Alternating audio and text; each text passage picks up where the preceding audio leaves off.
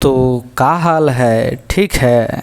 तो आज हम आप लोगों के लिए लेकर के आ गए हैं इकोनॉमिक्स का फर्स्ट नहीं, थर्ड नहीं, कुछ भी नहीं। आप लोग बस इतना समझिए कि इकोनॉमिक्स में ये मोस्ट इम्पॉर्टेंट क्वेश्चन होने वाले हैं आज, और इसको अगर आप लोग याद रखते हैं तो परीक्षा में पक्का करें इकोनॉमिक्स का क्वेश्चन जो है छूटने वाला नहीं है। तो इस वीडियो को शुरू से लेकर के लास्ट तक देखिएगा, ध्यान रखिएगा, नहीं तो फिर कहीं अगर आपने छोड़ा तो हो सकता है दुर्घटना एग्ज़ाम में। ओके, तो आगे बढ़ते हैं। तो सबसे जो इसमें पहला नंबर सवाल है वो है कि प्लास्टिक मुद्रा क्या है। ठीक है, तो प्लास्टिक मुद्रा बहुत ही सिंपल सा चीज़ है, ध्यान रखिएगा। वो इसमें से एटीएम होगा। देखिए, ड्राफ्ट जो है कागज़ का बना होता है, चेक जो है ये भी कागज़ का बना होता है। अब तीनों तो हो ही नहीं सकता, जब कागज़ का ये दोनों बना रहेगा तो तीनों तो हो नहीं सकता। तो एटीएम एक प्लास्टिक कार्ड होता है, ध्यान रखिएगा। एटीएम हो गया, डेबिट कार्ड हो गया, और क्या चीज़, क्रेडिट कार्ड हो गया, सब प्लास्टिक का कार्ड होता है, ध्यान रखिएगा। दूसरा नंबर जो क्वेश्चन है वो कह रहा है कि आधुनिक युग की प्रगति का श्रेय जो है मुद्रा को ही है, यह कथन किसका है? तो ध्यान रखिएगा, ये मार्शल भैया ने दिया था। ये कौन कथन दिए थे जी? मार्शल भैया ने। आधुनिक युग का प्रगति का श्रेय किसको देना है जी? मुद्रा को देना है। तो मार्शल भैया को याद रखिएगा। ओके, तो यहाँ पे अगला जो क्वेश्चन है वो है कि विनिमय के रूप है, विनिमय के कितने रूप है? तो आप लोग ध्यान रखिएगा, विनिमय के 2 रूप है। विनिमय को इंग्लिश में बोलते हैं एक्सचेंज। क्या बोलते हैं जी? एक्सचेंज। और एक्सचेंज का मतलब होता है कि आप कैसे अदला बदली कर रहे हैं। ठीक है, तो विनिमय मतलब है एक्सचेंज। एक्सचेंज का मतलब कैसे अदला बदली करना। तो यानी कि अदला बदली करने के 2 तरीके होते थे। कौन कौन सा तरीका होता था? तो आप लोगों को पता है कि होता था वस्तु विनिमय प्रणाली, यानी कि बार्टर सिस्टम। एक जो है मुद्रा विनिमय प्रणाली आया हुआ था। ठीक है, आया हुआ क्या था? नहीं है अभी कौन सा प्रणाली चलता है जी? मुद्रा विनिमय प्रणाली। ठीक है, यानी कि आप लोग वस्तु जब खरीदते होंगे तो पैसा देते होंगे, चाहे वस्तु जब बेचते होंगे तो उस समय भी पैसा आप लोग लेते होंगे। तो ये मुद्रा विनिमय प्रणाली हुआ। और जो वस्तु विनिमय प्रणाली, इसमें वस्तु के बदले वस्तु ही लिया जाता है। ठीक है, तो आप लोग ध्यान रखिएगा, विनिमय के कितने रूप हुए? 2 रूप है। चौथा नंबर जो सवाल कह रहा है, वस्तु विनिमय प्रणाली में विनिमय होता है। ठीक है, तो वस्तु से वस्तु का विनिमय होता है, ध्यान रखिएगा। वस्तु विनिमय प्रणाली में किसका विनिमय होता है जी? वस्तु से वस्तु का। ठीक है, ये ध्यान रखिएगा। नेपाल की मुद्रा क्या है? नेपाल की मुद्रा क्या है? तो नेपाल की मुद्रा जो है रुपया है। ठीक है, ध्यान रखिए। भारत का मुद्रा भी पूछेगा तो रुपया ही है। डॉलर जो है अमेरिका वगैरह में चलता है। ठीक है, टाका जो है बांग्लादेश में चलता है। और पौंड का आंसर आप लोग नीचे कमेंट कीजिए कि पौंड कहाँ चलता है। ठीक है, पौंड कहाँ चलता है। ठीक है, आप लोग ध्यान रखिए, कहाँ का मुद्रा जो है? पौंड है। याद हो गया?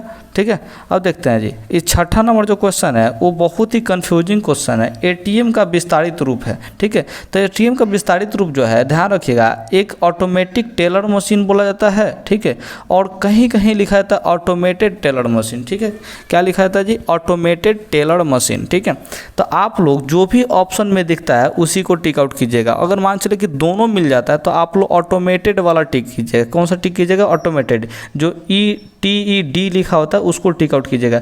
अगर ये नहीं मिलता है, ठीक है, तो उस समय ऑटोमेटिक वाला टिक कीजिएगा। बात क्लियर है? तो आप लोग ध्यान रखिएगा। तो ऑटोमेटिक टेलर मशीन कहिए चाहे ऑटोमेटेड टेलर मशीन कहिए, दोनों का दोनों क्या है जी? बिल्कुल ही सही है।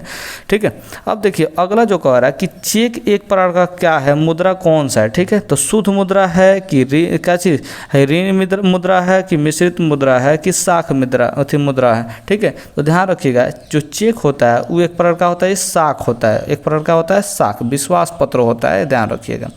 अब अगला समझते हैं 8वां नंबर। ठीक है, 8वां नंबर क्या कह रहा है?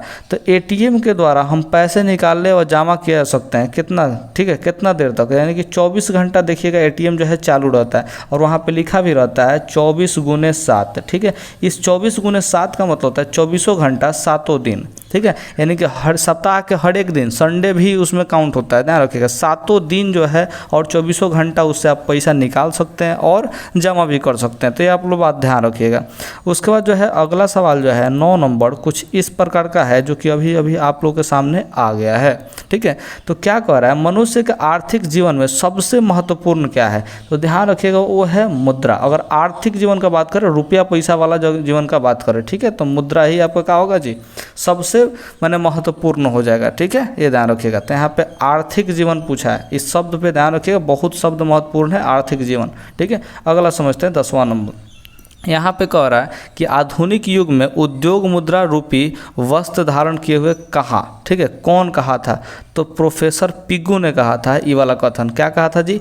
कि आधुनिक युग में उद्योग मुद्रा उद्योग मुद्रा रूपी वस्त्र धारण किए हुए, यानी कि जो उद्योग है वो मुद्रा का जो है वस्त्र धारण किया हुआ है। ये बात कहा है किसने जी? प्रोफेसर पिंगू ने। पिंगू, तो हमारे पिंगू भैया, चिंगू भैया नहीं कहेंगे इनको, पिंगू भैया ने कहा था। ठीक है, तो 11वां नंबर जो क्वेश्चन है वो देखिए, मुद्रा ने साख प्रणाली को बनाया। मुद्रा ने साख प्रणाली को क्या बनाया है? ठीक है, तो साख प्रणाली को संभव बनाया है, क्योंकि इससे साख लेना जो है क्या हुआ जी? बहुत ही आसान हो गया मुद्रा की वजह से। ठीक है, ये ध्यान रखिएगा। जटिल जो है बार्टर सिस्टम में था, यानी कि वस्तु विनिमय प्रणाली में था। असंभव जो था वो मैंने कि असंभव क्या कहें, असंभव तो था ही नहीं, लेकिन जटिल था थोड़ा सा। क्या चीज़ है? वस्तु विनिमय प्रणाली। अगर आप लोग सब्जेक्टिव पढ़े होंगे तो उसमें समझाया गया कि आखिर वस्तु विनिमय प्रणाली में कठिनाइयाँ क्या क्या होती थी और क्यों जो है मुद्रा विनिमय प्रणाली लाया गया। ठीक है, अब आगे समझते हैं। अगला नंबर जो क्वेश्चन है वो 12 नंबर क्वेश्चन, बहुत ही मस्त क्वेश्चन है। मुद्रा एक अच्छा सेवक है। क्या है जी? सेवक है, लोगों का सेवा कर पाता है मुद्रा। ये बात ध्यान रखिएगा, ये किसी अर्थशास्त्री का कथन है, इसी में से ये लाइन उठाया हुआ है। ठीक है, तो सेवक है। क्या है जी? सेवक। और इस जितना भी सवाल इसमें का बता रहे हैं ना, वो सब कभी ना कभी बोर्ड एग्जाम में आप लोग के पूछा हुआ है। ठीक है, ये ध्यान रखिएगा। 13 नंबर जो कह रहा है कि क्षणिक या तत्काल उपभोग में आने वाली वस्तुएं होती है, तो कहा जाता है चालू वस्तुएं। क्या कहते हैं? चालू वस्तु। यानी कि जो जैसे मोटर का, जैसे मोटर जो है खेत में से निकला, क्या निकला जी? मोटर खेत में से निकला, कच्चा मोटर। ठीक है, और कच्चा मोटर जो है अगर उसको आप लोग नहीं खाइएगा, ठीक है, चाहे नहीं उसका उपयोग कीजिएगा, तो वो खराब हो जाता है। क्या होता है जी? खराब हो जाता है। तो ऐसे स्थिति में, ठीक है, आप लोग उसको फेंक देंगे, नहीं तो उसको बेचेंगे, चाहे जल्दी जल्दी हटाएंगे, तो सब वस्तु क्या है जी? चालू मुद्रा है। ठीक है, बोले चालू वस्तु है। कौन सा वस्तु है जी? चालू वस्तु है। ये बात ध्यान रखिएगा। वहीं अगर एक बाइक लेते हैं तो बाइक क्या एक बार उपयोग करने में खत्म हो जाएगा? नहीं खत्म होगा, तो ये टिकाऊ हो जाएगा बाइक। ठीक है, ये ध्यान रखना। अब पुराना नया तो समझ भी करते हैं आप लोग। तो आगे बढ़ते हैं। 14 नंबर क्वेश्चन। तो यहाँ पे 14 नंबर क्वेश्चन कह रहा है कि साख का एक पक्ष है। ठीक है, तो साख का एक पक्ष क्या है जी? ऋणी होता है। ठीक है, ध्यान रखिएगा। साख का एक पक्ष क्या होता है? ऋणी होता है, यानी कि एक साख देने वाला होता है और एक साख लेने वाला होता है। ठीक है, ये ध्यान रखिएगा। साख का मतलब होता है विश्वास। साख का मतलब क्या होता है? विश्वास। ये ध्यान रखिएगा। और विश्वास जो है बहुत बड़ी चीज़ है, आप लोग तो समझबे करते हैं। देखिए 15 नंबर क्वेश्चन क्या कह रहा है? प्रतीक्षा पत्र एक प्रकार का क्या है? तो प्रतीक्षा पत्र भी एक प्रकार का साख ही है, यानी कि एक विश्वास वाला ही पत्र है, पेपर है। ठीक है, ये विश्वास किस मामले में है? रुपया पैसा के मामले में। ध्यान रखिएगा। ये साख का जो मतलब विश्वास बता रहे हैं ना, ये किसके मामले में है? तो आप लोग ध्यान रखिएगा, रुपया पैसा के मामले में थी, यानी कि मुद्रा के मामले में साख है। ठीक है, ये ध्यान रखिएगा। 16 नंबर क्या कह रहा है? मुद्रा की आवश्यकताओं को पूरा करने में ज़रूरत होती है। ज़रूरत किसका होगा मुद्रा की आवश्यकता पूरा करने में? तो संसाधनों का। ठीक है, किसका जी? संसाधनों का। ठीक है, ध्यान रखिएगा। यानी कि संसाधन जो है, ठीक है, संसाधन उसी का जरूरत पड़ता है। किसका जरूरत पड़ता है जी? संसाधन का। आप लोग बात को ध्यान रखिएगा। अगला क्वेश्चन जो है 17 नंबर, वो क्वेश्चन कह रहा है कि साख का क्या अर्थ है? तो साख का अर्थ क्या होता है जी? तो अभी बताए थे विश्वास करना होता है, लेकिन ऋण लौटाने की क्षमता पे ही विश्वास होता है। इसीलिए क्या होता है जी? ए और बी इसका दोनों जो है सही आंसर हो जाएगा। यानी कि विश्वास तो करना है, लेकिन किस मामले में? यानी कि हम बताए थे अभी रुपया पैसा के मामले में विश्वास करना है। ठीक है, तो रुपया पैसा के मामले में विश्वास क्या होना चाहिए? तो वो ऋण लौटा देगा। यानी जैसे मान चलिए किसी को कर्जा हम 1000 रुपया दिए, तो उसके पास 1000 लौटाने की क्षमता है कि नहीं है। अगर इस पर विश्वास है कि वो लौटा देगा, तो हम कहेंगे का चीज़ साख दिए। उसको कितना दिए? साख। 1000 रुपया के 1000 रुपये का दिए? साख दे दिए। क्लियर है? आप लोग ध्यान रखिएगा। 18 नंबर जो क्वेश्चन है बहुत ही मस्त क्वेश्चन है। देखिए निम्नांकित में कौन सा आधुनिक मुद्रा का एक रूप है? तो आधुनिक मुद्रा के रूप में क्या है जी? कागज़ का नोट है। आजकल के डेट में क्या चल रहा है जी? कागज़ का नोट चल रहा है। ठीक है, ध्यान रखिएगा। अगर इसमें जो है का चीज़ इंटरनेट वगैरह का यानी कि डिजिटल पेमेंट का बात करता है, तो डिजिटल पेमेंट भी डाल सकते थे, क्योंकि आधुनिक मुद्रा अब आजकल वो हो चुका है। लेकिन इसमें ऑप्शन में नहीं है, तो हमने कागज़ का नोट ही सही ऑप्शन रखा हुआ है। ठीक है, आगे समझिएगा। 19 नंबर क्वेश्चन क्या कह रहा है? तो निम्नलिखित में कौन सा संस्थान भारत में मुद्रा जारी करने के लिए अधिकृत है? तो मुद्रा जारी करने के लिए क्या है जी? Bank, reserve bank of India है। लेकिन ये ध्यान रखिएगा, ये रिजर्व बैंक ऑफ इंडिया जो है रुपया 2 रुपया से लेकर के, ठीक है, 2000 रुपया तक के नोट को जारी करता है। कितना रुपया तक के जी? 2000 रुपया तक के नोट। लेकिन जो 1 रुपया का नोट है, ठीक है, या फिर सिक्का है, क्या चीज़ जी? सिक्का, ये जो है जारी करता है भारत सरकार। कौन जारी करता है जी? भारत सरकार। ठीक है, और उस पर जो साइन होता है वित्त सरकार या वित्त सचिव का साइन होता है। ये ध्यान रखिएगा। अगला 20 नंबर क्वेश्चन देखते हैं। 20 नंबर क्वेश्चन क्या कर रहा है? निम्न में से कौन सा मुद्रा का एक आधुनिक रूप नहीं है? तो आधुनिक रूप कौन नहीं है जी? तो मुद्रा तो एकदम देखिए मुद्रा है, ये ड्राफ्ट जो है आजकल ट्रेंडिंग में चलता है। जमा राशि एक होता है, ठीक है, ये भी एक कागज़ पे ही होता है, ध्यान रखिएगा। तो ये भी आधुनिक रूप में आता है। तो इनमें से कोई नहीं ऐसा जो है, इसमें से ऐसा कोई भी नहीं है जो आधुनिक मुद्रा का रूप नहीं है। इसलिए इसमें ऑप्शन कौन सा टिक आउट कर देंगे जी? डी, यानी कि सब आधुनिक है। ठीक है, तीनों का तीनों ऑप्शन में क्या दिया है जी? आधुनिक वाला ही दिया है। तो अगला 21 नंबर देखते हैं। रूस की मुद्रा है, तो रूस की मुद्रा क्या है जी? रूबल है। ठीक है, डॉलर किसका है? तो आप लोग ध्यान रखिएगा, अमेरिका वगैरह का है। ठीक है, और पौंड का आपसे पूछा ही है, तो चलिए एक बार और पूछ लेते हैं, रियाल किसका, किस देश का मुद्रा है? और इसको आप लोग नीचे ज़रूर कमेंट कीजिए, इसको भी और इसको भी। तो यार मौज करो यार, नीचे कमेंट करो, पता करो कौन सा है, कौन सा। तो यहाँ पे अगला जो क्वेश्चन है वो है 23 नंबर। प्रारंभिक अवस्था में मनुष्य अपनी आवश्यकताओं की पूर्ति करते थे किसके द्वारा जी? तो वस्तुओं के आदान प्रदान से, क्योंकि शुरुआत में मुद्रा नहीं आया था, रुपया पैसा थोड़ी ना था जी। शुरुआत में रुपया पैसा नहीं था। उस समय क्या करते थे? वस्तु से वस्तु को अदला बदली करते थे। जैसे मान लीजिए मेरे पास सरसों है और हमको गेहूँ की ज़रूरत है, तो गेहूँ वाले से संपर्क करके सरसों देते थे, गेहूँ ले लेते थे। तो वस्तु से वस्तु लिया जाता था, दिया जाता है। ठीक है, अब अगला समझिएगा 24 नंबर। 24 नंबर जो क्वेश्चन है वो बहुत ही मस्त क्वेश्चन था, हमने याद रखा हुआ है। देखिए क्या है जी? तो यहाँ पे कह रहा है इनमें से कौन विधि ग्राह्य मुद्रा है? विधि ग्राह्य मुद्रा, विधि यानी कि कानूनी रूप से, ठीक है, ग्राह्य मुद्रा यानी ग्रहण करने वाला। ठीक है, तो ध्यान रखिए कानूनी रूप से ग्रहण करने वाला रुपया जो है वो नोट वगैरह ही होता है, क्योंकि उस पर लिखा होता है कि मैं धारक को डैश रुपया देने का वचन करता हूँ। ठीक है, ये बात ध्यान रखिएगा। तो नोट जो है ना, नोट ये विधि ग्राह्य मुद्रा होता है। नोट क्या होता है? विधि ग्राह्य मुद्रा। ठीक है, ये याद रखिएगा। 25 नंबर जो क्वेश्चन है अभी आपको हम बताएं, ठीक है, कि 1 रुपये का नोट जो जारी किया जाता है वो किसके द्वारा किया जाता है? तो केंद्रीय सरकार या भारत सरकार भी कहा जा सकता है। ठीक है, तो केंद्रीय सरकार यानी कि भारत सरकार का ही बात कर रहा है। ठीक है, ये ध्यान रखिएगा। तो अब अगला देखते हैं 26 नंबर। विनिमय का सर्वोत्तम माध्यम है। सर्वोत्तम माध्यम क्या है? तो यहाँ पे आज के डेट में तो मुद्रा ही है। अगर एक्सचेंज वगैरह करना है, जैसे आपको कोई सामान खरीदना है, ठीक है, तो आप क्या देते हैं? रुपया पैसा ही तो देते हैं। जैसे मान लीजिए कलम लेना, तो आप जाएंगे तो 5 रुपया चाहे 7 रुपया जितना भी दाम होगा उतना रुपया आप लोग दे देंगे। बात क्लियर है? तो अगला देखते हैं 27 नंबर। क्रेडिट कार्ड प्रसिद्ध है किसके रूप में जी? तो प्लास्टिक मुद्रा के रूप में। किसके रूप में प्रसिद्ध है? तो प्लास्टिक मुद्रा के रूप में प्रसिद्ध है, फेमस है। ठीक है, वो आपको शुरुआत में ही बताए थे एटीएम वाला जब था।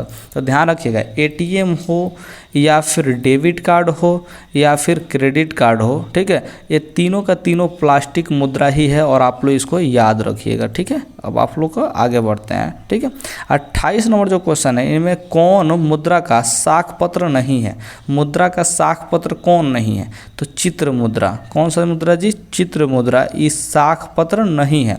चेक जो है साख के रूप में यूज होता है, ड्राफ्ट जो है साख के रूप में यूज होता है, और हुंडी भी साख के रूप में ही यूज होता है। हुंडी आप लोग समझते हैं क्या? ये तो दोनों कागज़ का होता है, आप लोग देखे होंगे, चेक देखे ही होंगे, ड्राफ्ट कभी ना कभी देखे होंगे, नहीं देखे होंगे तो आप लोग देख लीजिएगा, क्योंकि आप लोग फॉर्म हम तो भरवे करते हैं। ठीक है, देखिए हुंडी जो होता है इसको हम समझा देते हैं। जैसे मान चले कि आपके पापा जी जो है नासिक में कमाते हैं। कहाँ पर कमाते हैं जी? नासिक में। और किसी और फैमिली वाला लोग भी काशी कमाता है जी, नासिक में ही कमाता है। और वो जो अदर फैमिली वाला लोग है, आपके पापा जी को 5,000 रुपया दिए और बोले कि हमारा घरे इंस्टेंट पहुंचा दो 5,000 रुपया, यानी कि हमारा घरे 5,000 रुपया दिलवा दो।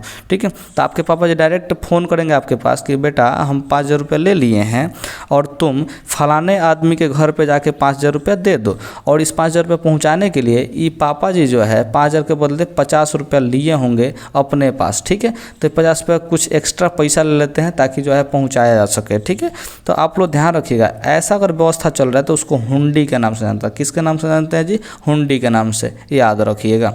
अगला जो देखते हैं, ठीक है, अगला 29 नंबर जो क्वेश्चन है बहुत ही मस्त क्वेश्चन है। साख का संबंध किससे है? तो विश्वास से है, याद रखिएगा। साख का संबंध विश्वास से या ऋण लौटाने की क्षमता से, यानी कि पैसा किसी को कर्जा दिए तो लौटाएगा कि नहीं लौटाएगा, इससे मतलब होता है साख का। ठीक है, 30 नंबर क्वेश्चन जो है बहुत ही मस्त सा क्वेश्चन है। देखिए, मुद्रा का प्राथमिक कार्य कौन सा है? तो मुद्रा का प्राथमिक कार्य क्या है जी? विनिमय का माध्यम है वो, यानी कि एक्सचेंज कराता है, वस्तु को एक्सचेंज कराता है। ये बात ध्यान रखिए। आपको कोई भी चीज़ खरीदना है तो आप क्या देते हैं जी? मुद्रा ही तो देते हैं। क्या देते हैं? मुद्रा। याद रखिएगा, मुद्रा ठीक है।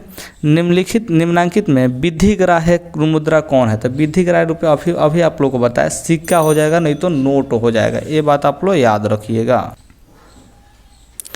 32 नंबर क्वेश्चन है, कह रहा है निम्नांकित में किस मुद्रा में वाहनीयता, ठीक है, वाहनीयता अधिक होती है? तो ध्यान रखिएगा पत्र मुद्रा में। कौन सा मुद्रा में जी? पत्र मुद्रा में। इसका वाहनीयता क्या होती है जी? अधिक होती है। अगला समझते हैं 33 नंबर। 33 नंबर कह रहा है हमारे देश में किस मुद्रा को वैधानिक मान्यता प्राप्त है? तो है पत्र मुद्रा। इसको वैधानिक मान्यता जो है प्राप्त है। इस शब्द पे ध्यान रखिएगा, वैधानिक मान्यता, ठीक है, ये ध्यान रखिएगा। आप विधिग्राह्य कहेगा तो सिक्का और नोट हो जाएगा, ठीक है, ये ध्यान रखिएगा। तो अगला जो क्वेश्चन है 34 नंबर क्वेश्चन है। 34 नंबर क्वेश्चन का मुद्रा के प्रयोग से किसको लाभ हुआ है? किसको लाभ हुआ है? तो उपभोक्ता को लाभ हुआ। उपभोक्ता किसको कहते हैं आप लोग को पता है? यानी कि जैसे आप कोई सामान, जैसे पार्ले जी खरीद कर लाए, ठीक है, और पार्ले जी खरीद कर लाए और आप खा गए, ठीक है, बेचे नहीं उसको, क्या कीजिए, खा गए, चाहे आपके अधिकार से या आपके अनुमति से कोई दूसरा कोई भी खा लिया, तो उपभोक्ता हुआ। क्या हुआ जी? उपभोक्ता हुआ। और उत्पादक कहने का मतलब जो पार्ले जी बनाया उसको क्या कहेंगे जी? उत्पादक बोलेंगे। जो पार्ले जी बनाया वो उत्पादक हुआ, जो पार्ले जी खाया उपभोक्ता हुआ है, ठीक है, ये बात ध्यान रखिए। तो मुद्रा के प्रयोग से किसको लाभ होगा? तो दोनों का लाभ होगा, ठीक है। पार्ले जी बनाया पैसा के लिए और आप पैसा से देगा कि पार्ले जी खा लिया, आपका आवश्यकता भी पूरा हो गया, उसका भी आवश्यकता अपना पैसा से कुछ भी कर लेगा, ठीक है, ये ध्यान रखिए, दोनों को लाभ होता है। अगला देखते हैं 35 नंबर। क्या कह रहा है 35 नंबर? बचत को प्रभावित करने वाला प्रमुख तत्व कौन है? ठीक है, प्रमुख तत्व क्या है? तो ध्यान रखिएगा, बचत को कौन प्रभावित करेगा? तो बचत का जो क्षमता होगा, बचत का इच्छा होगा और बचत का सुविधाएं होगा, ये तीनों का तीनों बचत का क्या करता है जी? प्रभावित करता है। इसको थोड़ा सा गहराई से सोचिएगा तो आपको समझ में आ जाएगा, ठीक है। ये तीनों बात को, बचत करने की अगर क्षमता है, चाहे बचत करने की आपके पास इच्छा है, ठीक है, और बचत करने का आपके पास सुविधाएं हैं, यानी कहाँ हम रखें उसको बचा के, ठीक है, तो आप क्या कर सकते हैं जी? बचत कर सकते हैं, ये ध्यान रखिएगा। तो इसलिए तीनों का तीनों क्या करता है जी? प्रभावित करता है। अब अगला समझते हैं 36 नंबर। 36 नंबर क्वेश्चन क्या कह रहा है? मुद्रा के प्रयोग से किसको प्रोत्साहन मिला? प्रोत्साहन, प्रोत्साहन, इस बात को ध्यान रखिएगा। तो प्रोत्साहन जो है सबको मिलता है, बचत भी होता है, पूंजी का निर्माण भी होता है। पूंजी का निर्माण यानी कि आप इन्वेस्ट करने लायक बन जाते हैं, ठीक है, और ऋण यानी कि उधार लेन देन में भी कोई प्रॉब्लम नहीं होता है। ये बात आप लोग ध्यान रखिएगा, ठीक है। तो मुद्रा के प्रयोग से ये तीनों को प्रोत्साहन मिला है, ठीक है, ये ध्यान रखिएगा। 37 नंबर क्वेश्चन है, वो कह रहा है कि पूंजी का निर्माण होता है, तो पूंजी का निर्माण कैसे कीजिएगा आप लोग? बचत के द्वारा। अगर आप इन्वेस्ट करने लायक बन रहे हैं कि कहीं भी इन्वेस्ट कर लें, ठीक है, तो आप जो है क्या चाहिए जी? ये बचत करके ही तो करेंगे, कमाएंगे और बचाएंगे तो आप किसके लायक बन जाएंगे जी? आप इन्वेस्ट करने लायक बन जाएगा, यानी कि आपके पास कोई ना कोई पूंजी एक बन जाएगा। इस बात को आप लोग ध्यान रखिएगा। तो 38 नंबर क्वेश्चन कह रहा है कि मुद्रा वह धुरी है जिसके चारों ओर अर्थ विज्ञान घूमता है। यह किस अर्थशास्त्री का कथन है? उस अर्थशास्त्री का नाम बताना। तो ये है हमारे मार्शल भैया। मार्शल भैया ने बहुत सारा कथन दिया जो कि बहुत फेमस है, ठीक है, जिसमें से आज तो 2 बता ही दिए हम। अगला जो क्वेश्चन है वो है मुद्रा का प्राचीनतम रूप है। प्राचीनतम रूप क्या है? वस्तु मुद्रा, वस्तु मुद्रा, ठीक है, ये ध्यान रखिए। प्राचीनतम रूप, प्राचीनतम मतलब बहुत पहले का बात कर रहा है, ठीक है, बहुत पहले मुद्रा का, ठीक है। अगला सकते हैं जी 39 नंबर खत्म हो गया। अब 40 नंबर की तरफ आगे बढ़ते हैं, ठीक है। 40 नंबर क्वेश्चन कह रहा है कि विनिमय की प्रारंभिक अवस्था में मनुष्य का व्यापार किस पर आधारित था? तो ध्यान रखिएगा वस्तु विनिमय पर, क्योंकि जब हम लोग पहले जब शुरुआत किए थे ना, तो वस्तु से वस्तु ही लेते थे, देते थे, ठीक है। तो आप लोग ध्यान रखिएगा वस्तु विनिमय पर। किस पर जी? वस्तु विनिमय पर।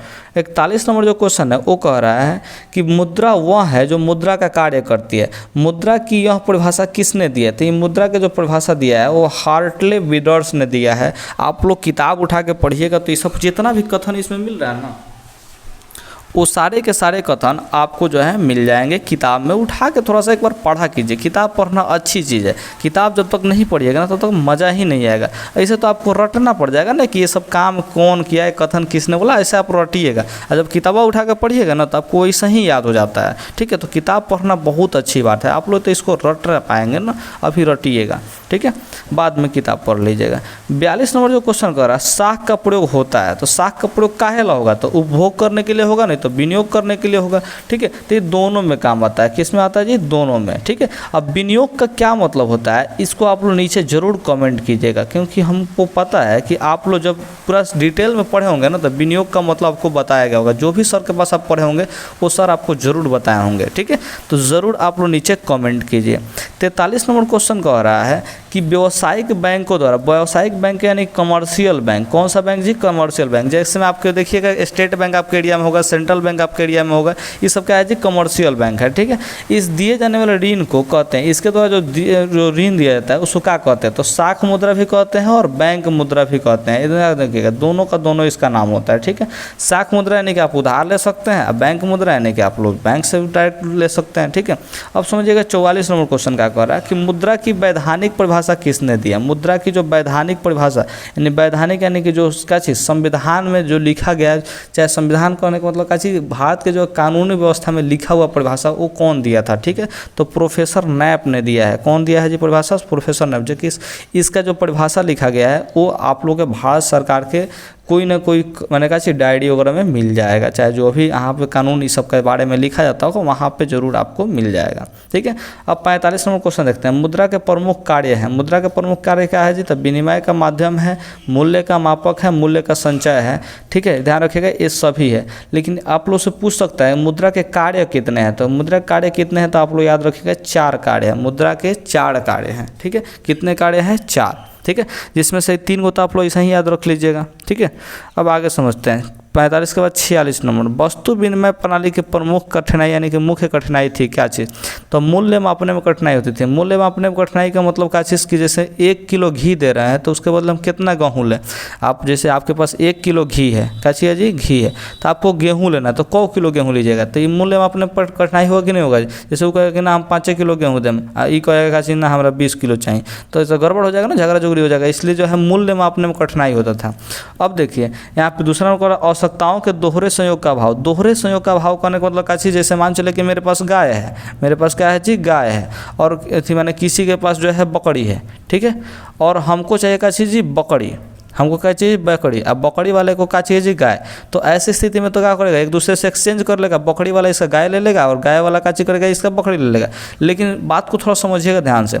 अब मेरे पास गाय है, मुझे चाहिए बकरी, लेकिन जो बकरी जिसके पास है उसको चाहिए क्या चीज़, कुत्ता, ठीक है, उसको क्या चाहिए जी, कुत्ता। अब वो तो मेरा गाय नहीं लेगा, तो यानी कि यहाँ पे दोहरा संयोग नहीं मिल पाया, यानी कि हमारे पास जो है वो उसका ज़रूरत नहीं है और इसको जो ज़रूरत है वो हमको ज़रूरत है, लेकिन हमारे वाले सामान को उसको ज़रूरत नहीं है, उसको दूसरा किसी चीज़ की ज़रूरत है। तो ऐसी स्थिति में दोहरा संयोग बना ही नहीं, तो एक्सचेंज नहीं हो पाएगा। ये बकरी वाला जब कुत्ता इसको चाहिए तो आपका गाय क्यों लेगा, नहीं लेगा। आप लोग ध्यान रखिएगा। तो यहाँ इसी को कहा जाता है क्या चीज़ जी, दोहरे संयोग का अभाव। कौन सी कहा जाता है, दोहरे संयोग का अभाव। तो ये दोनों का दोनों कठिनाई था वस्तु विनिमय प्रणाली में।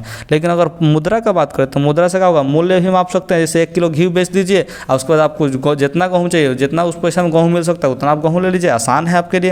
आवश्यकता है दोहरे संयोग का भाव, इस सब कोई प्रॉब्लम नहीं। आप गाय बेच दीजिए और आपको क्या चाहिए जी, बकरी चाहिए तो बकरी जाकर खरीद लीजिए, और बकरी वाला भी पैसा ले लेगा, पैसा जाकर कुत्ता वो खरीद लेगा। तो यहाँ पे मुद्रा जो है क्या कर दीजिए, आपका जो है जितना भी वस्तु विनिमय प्रणाली का जो कठिनाई था वो सारा का सारा क्या कर दीजिए, खत्म कर दिया। तो कठिनाई क्या था जी, 2 कठिनाई था, 2 को नहीं था, बहुत सारा कठिनाई था। आप लोग किताब पढ़िएगा तो पता चलेगा, ठीक है। अब देखिए किस धातु का मुद्रा के रूप में सर्वाधिक प्रयोग हुआ था, चांदी और सोना का प्रयोग हुआ है सबसे पहले पुराना ज़माने में, ठीक है। बहुत ज़्यादा प्रयोग हुआ था चांदी और सोना का, बहुत ज़्यादा चांदी और सोना का सिक्का बना था, बहुत ज़्यादा।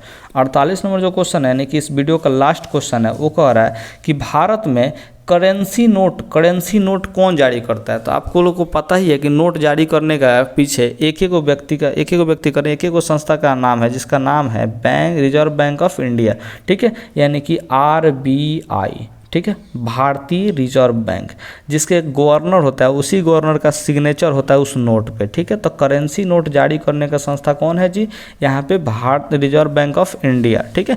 कमर्शियल बैंक यानी कि वाणिज्यिक बैंक यानी कि स्टेट बैंक चाहे सेंट्रल बैंक, ये सब जो है जारी नहीं करता है नोट को।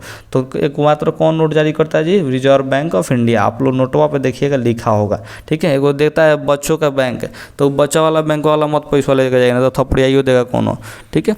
तो मुझे उम्मीद है कि आप लोगों को समझ में आया होगा। अगर इससे फ़ायदा हुआ है तो आप लोग ज़रूर किसी न किसी व्यक्ति के साथ शेयर कर दे, जो कि जिसको इस चीज़ की ज़रूरत है उसी को शेयर कीजिएगा। अब मम्मी पापा को शेयर मत कर दीजिएगा तो थपड़ी वो करेगा लो। ओके, गुड नाइट, नहीं बाय।